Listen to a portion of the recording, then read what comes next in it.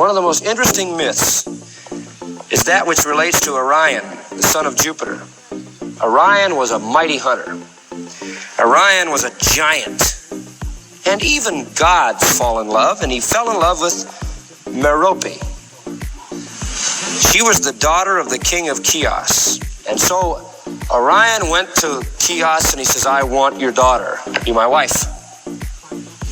Well, Chios dawdled around, checking out the scene if there might be somebody better. And so Orion thought I better do some things to show him what I am. So he did some super exhibitions of power. One thing he did was he took a whole island and cleared it of all its wild beasts and dragged them all in and presented them to his beloved. What a mess.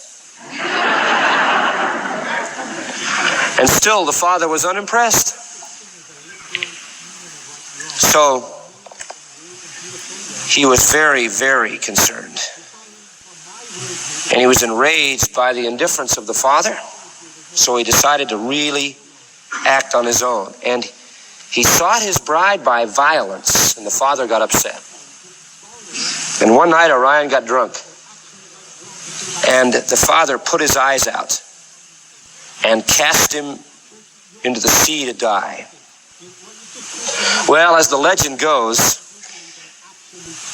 an oracle or a medium or whatever came to him and said, if you go and catch the rays of the morning sun and let them burn their way into your eyes, you will receive your sight again. And he did.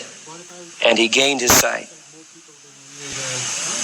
He was afterwards killed by Diana, but in honor of him, he was placed among the constellations. And we have the constellation Orion. Dr. Biederwolf wrote in response to that story this comment, and I thought it was beautiful. Oh, my brother, those of us who have been called out of darkness into his marvelous light know what it is to have the inner vision blinded by the God of this world. To have eyes that see not. To sit in appalling darkness with all the glorious truths and divine realities in general lost to sight.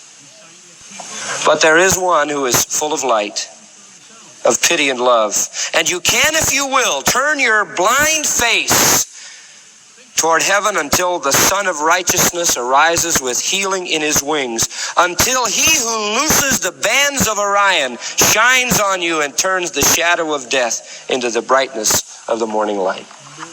That's the gospel.